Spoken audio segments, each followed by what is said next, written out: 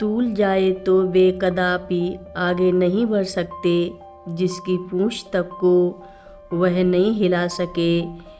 वह यदि खड़ा होकर उन्हें आगे बढ़ने से रोके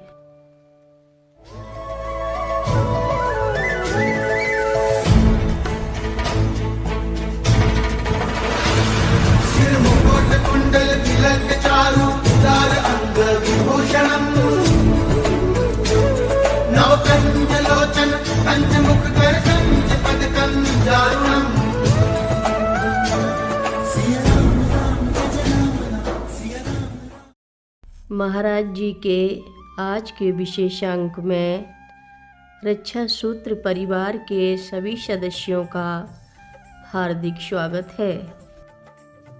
बर्फ में तो नहीं खिलता होगा वह, फिर सोचा इन बर्फ पटे शिखरों के पश्चात ही वह गंधमादन होगा जिसमें यह कुसुम खिलता होगा। देवता चालाक तो होते ही हैं, विशेषकर इंद्र से चतुर कौन होगा, जिनका इस ओर के सभी उपवनों पर अधिकार है। मनुष्यों के लिए आगम बनाने हेतु ही उन्होंने बर्फ के इस अछोर विस्तार के पार इस देव कानन का सृजन कर रखा है।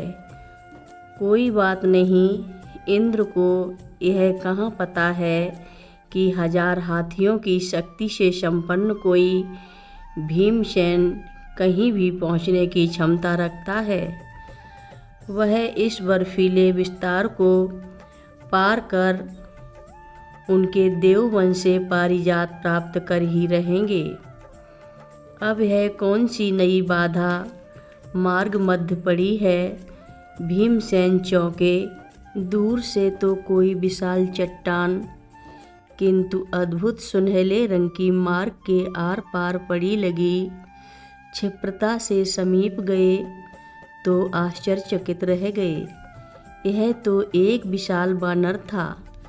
मार्ग को अपनी मोटी लंबी पूंछ से अवरुद्ध कर पड़ा था। इस आकार का बानर तो उन्होंने कहीं देखा ही नहीं था। किस प्रजाति का था यह? ए बंदर, मार्ग दो। भीमसेन गरजे। मार्ग का मैंने क्या कर रखा है, तुम चले जाओ। चला कैसे जाऊं, तुम्हारी यह पूंछ तो अवरोधक बन पड़ी है। पार कर जाओ इसे, तुम्हारे लिए यह करना कौन कठिन है। जब यहाँ तक आ गए तो एक पूंछ से पार करने में क्या कठिनाई होगी तुम्हें? कठिनाई है ना? भीमसेन शीघ्रता में थे क्या? मैं इस अपवित्र पूंछ को नहीं लांघना चाहता, समेटो इसे। यह तो मैं नहीं कर सकता। वृद्धावस्था के फलस्वरूप थोड़ा अशक्त हूँ, वह वानर बोल पड़ा।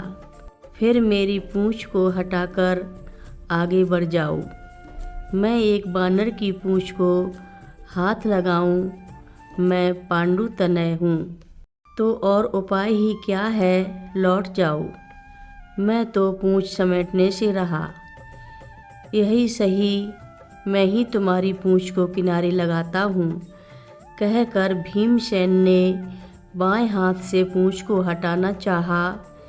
वह टस से मस नहीं हुई तो उन्होंने हाथ की पूरी शक्ति लगा दी। पूंछ जहाँ की तहाँ। उन्हें आश्चर्य हुआ और उन्होंने विवश गदा को किनारे रख दोनों हाथों को पूंछ में लगा दिया। वह कहाँ हटने को थी। उन्होंने अपमानित अनुभव कर अपनी पूरी शक्ति लगाकर पूंछ को हटाना चाहा तो एक झटके खाकर दूर जा गिरे। उन्हें घोर विस्मय हुआ।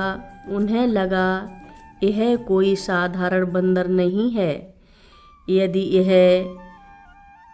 तूल जाए तो वे कदापि आगे नहीं बढ़ सकते, जिसकी पूंछ तक को वह नहीं हिला सके। वह यदि खड़ा होकर उन्हें आगे बढ़ने से रोके तो वह उसे पराजित नहीं कर सकते। पुष्प तो क्या लाएंगे, इससे भिड़े तो मृत्यु को भी प्राप्त कर सकते हैं। वह एक हाथ से ही उन्हें उठाकर जहाँ से चले थे वहीं फेंक सकता है, फिर उनकी हड्डी पसली चूर होकर ही रहेगी कि नहीं। वानर राज, आप इस छद्मवेश में कौन हैं?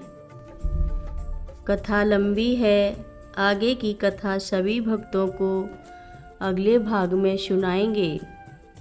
महाराज जी की कथा सुनने के लिए सभी भक्तों का धन्यवाद।